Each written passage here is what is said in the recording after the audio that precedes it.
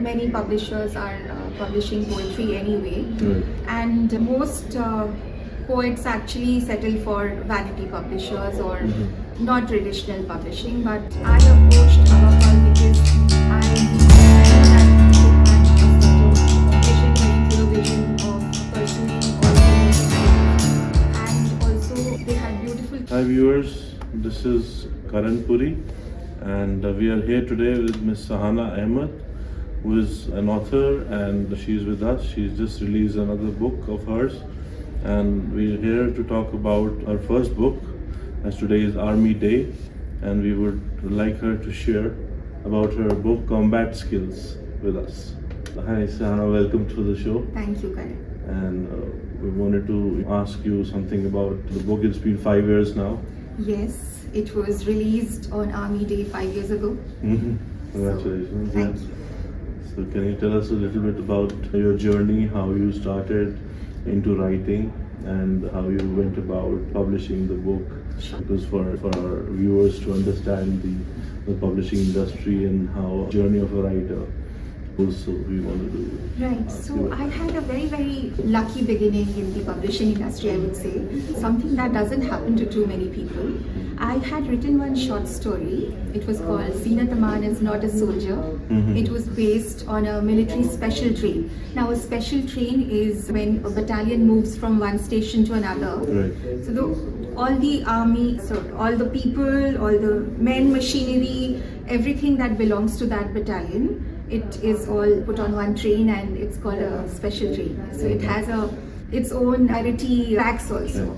Yes. So I had written this story and all the editors at Juggernaut Books, they loved it and they offered me the opportunity to write a full novel with a similar backdrop. So I was given the brief to write a love story based in the army.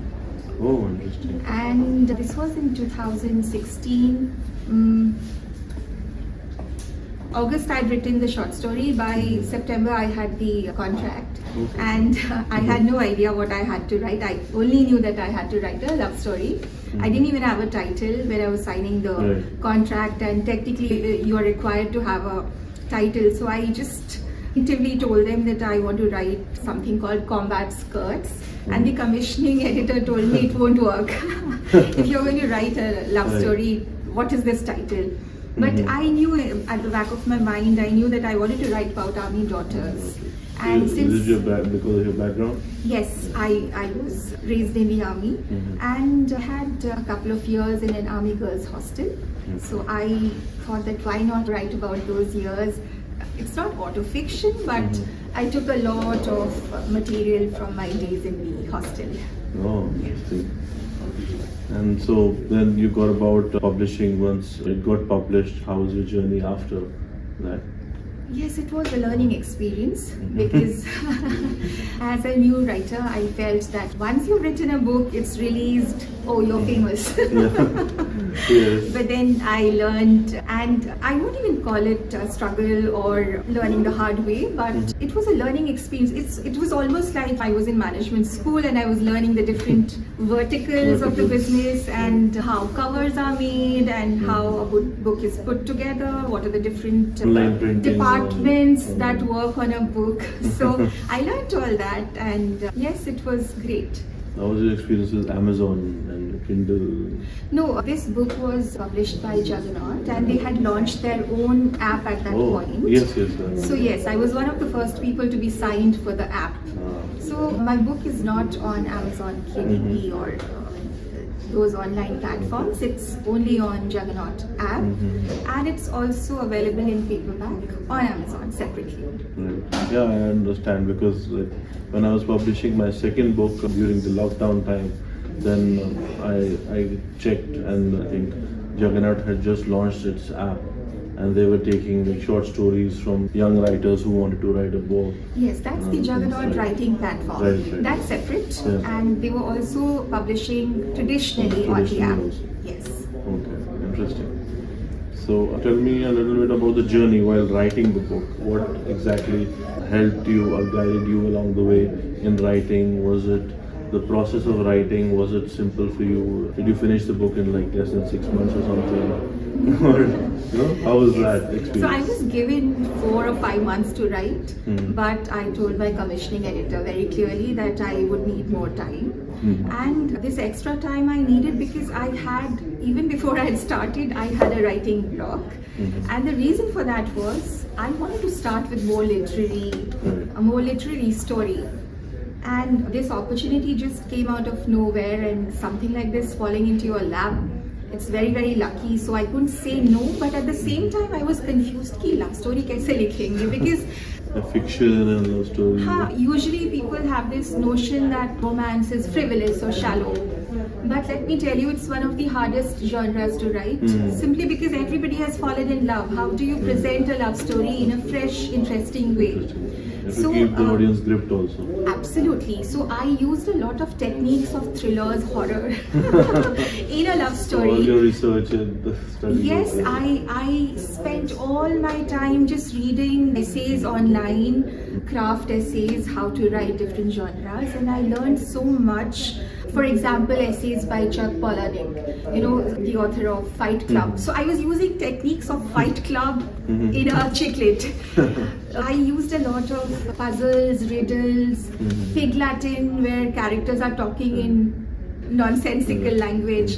But it all, I think, added to the depth of the love story, and people have found it very interesting. That's very interesting. I mean, it's like a very good concept, I would say. It's fictitious love story. And after that, like, what was your journey like? Getting it to the readers, getting the feedback from the readers. How was that? So one of the interesting things that happened was, I was given a genre romance, and since this involves teenagers, people who are just 17, 18, so it was, you can also call it young adult. But my best feedback has come from older men. Oh. Yes, my father's friends, generals, brigadiers, people in DGPs, and I think that is happening because I read somewhere that, if you write in a direct, straightforward way, men appreciate it better. So even though it's all about girls and fashion and fun, and it's very filmy, very, very late 90s ka vibe hai. But the best feedback has come from men, and this has been a learning journey for me, in the sense that you can never predict, you can never categorize your writing according to the demographic that you're targeting. If you're writing well, if I may say so myself, it will find its readers. Yeah, if it's a fiction and a love story, it's like a mass audience is there. But definitely you get to know only after the book release, like which is really appreciated it or could relate to it. Your marketing department tells you that this is the demographic we're looking for, and this is what you have to write for. But again, I would give credit to Jagannath, because the editor told me very clearly that your voice has to be honest. I'm not looking for anything else. You don't have to cater to anyone, but just keep it honest. That's interesting. And tell us about your journey after that, after your first book. Did you write anything else after that, or how was the experience after that? Yes, so I was already writing a lot of. I was writing for international journals and publications, and so I was getting published abroad a lot. So I have my work with me. What are the trends and what are the techniques, and basically motivating me to experiment with language. So yes, all that feeds into your, whenever you're writing a book, of course. And then I got very good feedback for my poetry. So that's how this book came about, which is a collection of poetry from across the world. The theme is peace. And this is also a result of my work as India Country Chair, G100 World Peace. So how was that experience? Amazing. I have heard there are a lot of authors. Yes, there are 47 writers from 8 countries. And this book was produced in 3 months flat. Oh. Yes. So what happened was in September I sent out call for submissions, and we already had the date for the Global Women Economic Forum where the book was to be released. So we already had a deadline, and we had to work backwards, plan backwards, and make sure that the book goes to print on time, and then it's available in the market on time. So you had a deadline? Yes, we had a deadline. Okay. So yeah, I think recently Quill Canvas had an event launching the book. Yes. And Mr. Muzaffar Ali was also there. Yes. Muzaffar Ali Saab, along with Humra Qureshi, noted journalist, author and columnist, they were the chief guests. What do you think makes a good story? A good story, I would say, is relatable, something that resonates with readers, and this is also applicable to something like fantasy and horror. And even if the world building is very, very fantastical and unrealistic, but there has to be certain themes in the story which resonate with the reader. The emotional connect has to be there. A good story does two things, I think. One is that it makes you feel that you're part of a greater humanity, and secondly, it makes you look at things in a fresh perspective. So even if it is something very familiar, like okay, one person meets another person, they fall in love, done to death. But how do you present it in a manner which makes the reader go, wow, I never thought of it this way.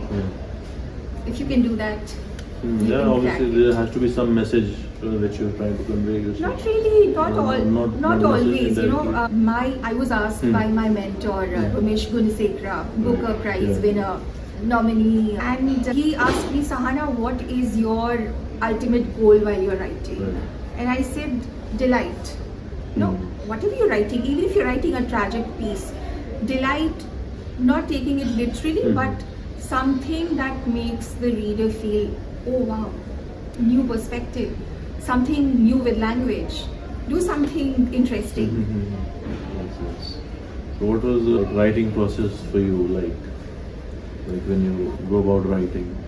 What is the thought that really comes to your mind?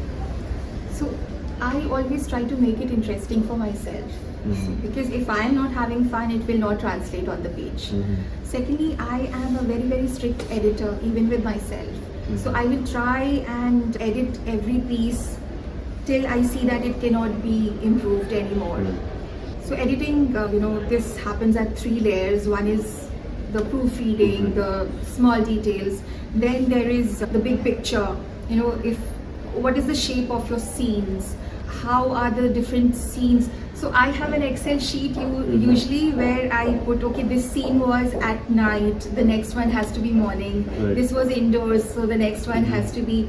So there's a lot of background work which will not, you will not see it on the page. You feel, oh, ये तो बहुत easy है. But there's a quote saying this, I think it was Martin Scorsese who said, there's nothing called easy. Easy is hard work. Right. Also, simple English is no one's mother tongue. So you have to work very hard to make it seem easy for the... I'll give you another example. A book of this size should have 50 scenes, but I made it 80 scenes. Okay. Yeah, so it was a conscious decision. It makes the reader feel कि oh ये बहुत light किताब है और ये हमने बहुत जल्दी खत्म कर ली, because the scenes are short, they are rounded, they have a shape. So all those things at the craft level, you have to keep them invisible.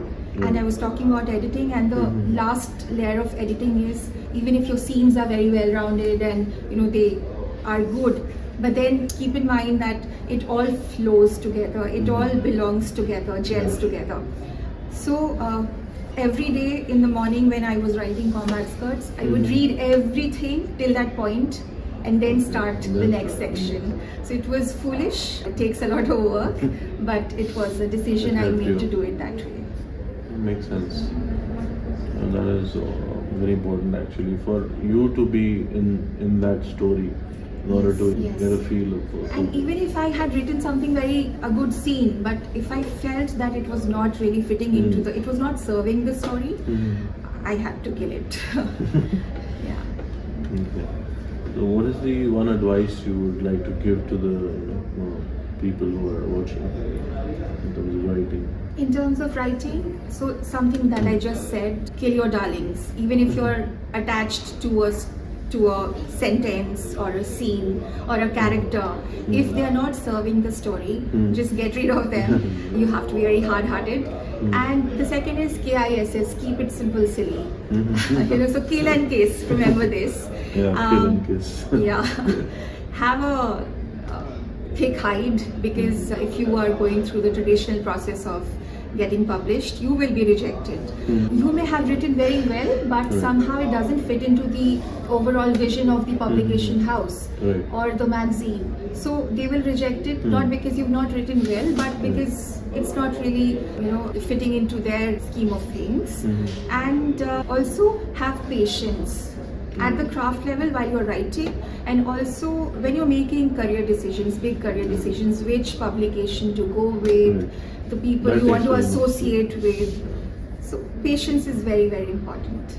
And how do you go about choosing a publisher? Like, do you go as per your personal rates, or in terms of what you think your book will need in terms of marketing it well, or the audience it wants to reach, or do you have anything else? So I have 2 books. The first one was chosen for me. I did not have to do anything.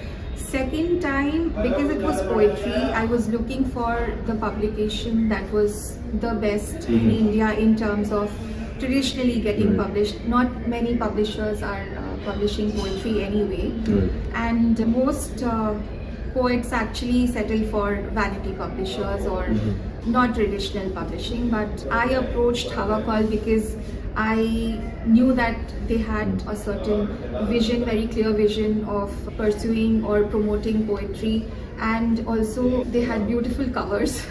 And I saw a lot of very good poets being published with them. So I was very clear that if I wrote poetry, I would go with Authorkaran. So the genre also matters. Yes. For that. Great. Great. We wish you luck for this new book, and hope to get to read more from you. And I'll definitely follow your writings, and we hope to see you in more of these sessions. Sharing with budding writers your experiences, and contributing towards building more readers in the country. Thank you so much, Karan. It was a pleasure speaking to you. Same here, same. Thank you.